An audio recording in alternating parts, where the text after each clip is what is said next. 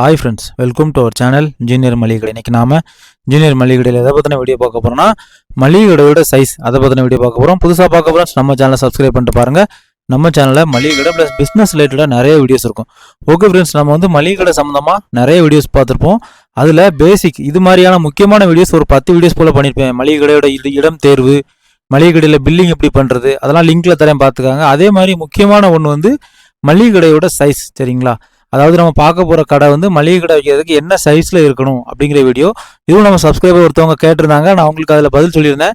எனக்கு அப்புறம் தான் தோணுச்சு, இது வந்து ஒரு வீடியோ பண்ணால் எல்லாருக்கும் கண்டிப்பாக பயனாக இருக்கும் அப்படிங்கிறதுக்காக தான். ஃப்ரெண்ட்ஸ், இன்னைக்கு காலகட்டத்தில் கடை கட்டி வாடகைக்கு விடுறவங்க வந்து நிறைய இருக்கிறாங்க.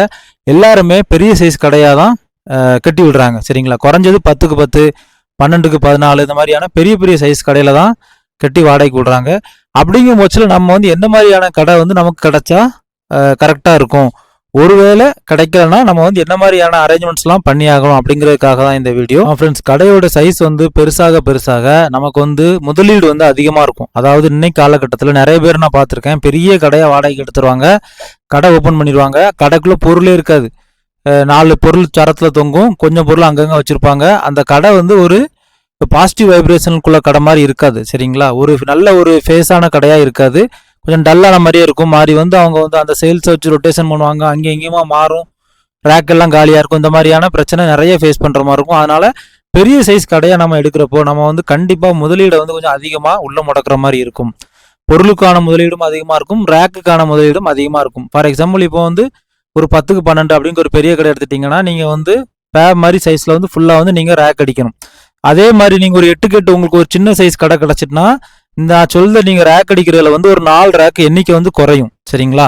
கடையும் சுருக்கமாக இருக்கும், பொருள் நீங்கள் கம்மியாக வச்சாலும் அதிகமாக கூட்டி காட்டும்.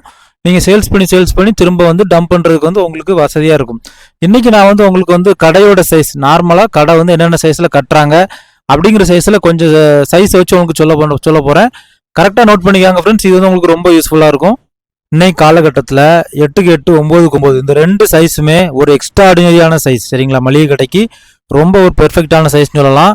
பொருள் வைக்கிறதுக்கு, நீங்கள் ரேக் அடிக்கிறதுக்கு, ஃப்ரண்ட் கவுண்டர் செட் பண்ணுறதுக்கு, எல்லாத்துக்குமே டிஸ்பிளேக்கு வந்து ஒரு சூப்பரான ஃபோக்கஸாக கொடுக்கக்கூடிய இந்த 2 கடை தான் ஃப்ரெண்ட்ஸ். ஆனால் ஒரு பெரிய பிரச்சனை என்னென்னா, இந்த 2 கடையுமே இன்றைக்கி வந்து சரியாக யாருமே கட்டுறதில்ல. பெரிய கடையாக கட்டி கொடுப்போம், நல்லா கட்டுவோம்னு சொல்லிட்டு முடிஞ்ச அளவு பெருசாக கட்டுறாங்க. சிட்டி சைடில் சில இடத்துல, சென்னை இந்த மாதிரியான இடத்துல இந்த மாதிரியான கடைகள் வந்து கிடைக்குது. அடுத்து நான் சொல்லியிருக்கேன், இந்த 4 சைஸ் கடை 10க்கு 10, 11க்கு 11, 12க்கு 12, 12க்கு 15, 10க்கு 14 இது எல்லாமே கொஞ்சம் அதிகமான முதலீடை வந்து உள்ளிருக்கும், சரிங்களா? 10க்கு 10 வரை கொஞ்சம் மேனேஜ் பண்ணலாம். மற்ற சைஸ் கடை வந்து நீங்கள் வந்து கம்மி அமௌண்ட்டில் மேனேஜ் பண்ண முடியாது, சரிங்களா? ரேக் அதிகமாக அடிக்கிற மாதிரி இருக்கும்.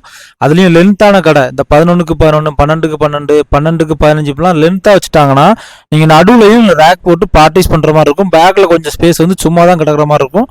நான் நிறைய கடையில் பார்த்துருக்கேன். இந்த ஸ்கிராப் எல்லாம் அள்ளி போட்டிருப்பாங்க, அட்டை பாக்ஸ், பாட்டில், அதெல்லாம் வேஸ்ட்டான பொருள் கடந்துகிட்டே இருக்கும். ஃப்ரெண்ட்ஸ், நம்ம கடை வந்து 10க்கு 14, சரிங்களா? 10க்கு 14 என்ன பிரச்சனைனா, எனக்கு வந்து அகலமான கடையாயிட்டு, 14 அடி அகலம், 10 அடி நீளம் ஆயிட்டு. நீளம் அதிகமாக இருந்தால் கூட பொருள் நம்ம உள்ள வச்சிடலாம்.